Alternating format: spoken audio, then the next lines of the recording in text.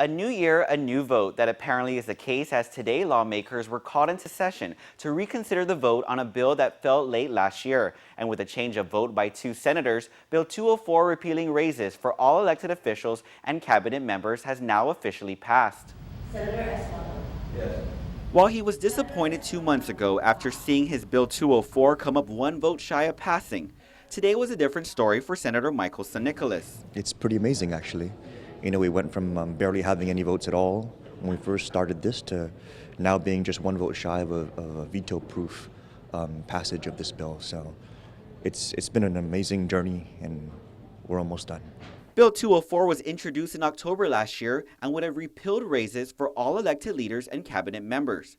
However, during a vote in a November session, the bill failed to pass.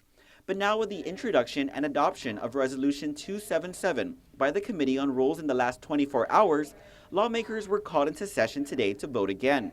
The resolution was introduced following a joint budget oversight hearing with the BBMR, Rev Tax, and DOA earlier this week. According to the resolution, during that hearing, the acting DOA director admitted under oath that Gov Guam is experiencing a cash crunch, which has negatively affected the government's ability to remit statutorily mandated deposits into the Income Tax Refund Efficient Payment Trust Fund for the payment of tax refunds. During the revote, the measure passed with 9 in favor, 5 against, and 1 excused by Senator Tina Muñoz-Barnes, who was not present today. And while they had voted against the bill last year, Respicio and Senator James Padam changed their votes to yes today.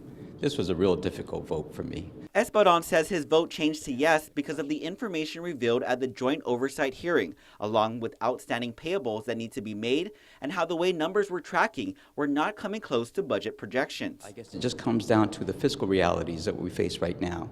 There are vendors out there who have had to perhaps, or that I know of, who have had to cut hours on some of their people because they're not getting paid. Their own livelihoods, the owners of these companies are also, suffering the effects. We see the problems at GMH and whatnot, employees not being able to retire.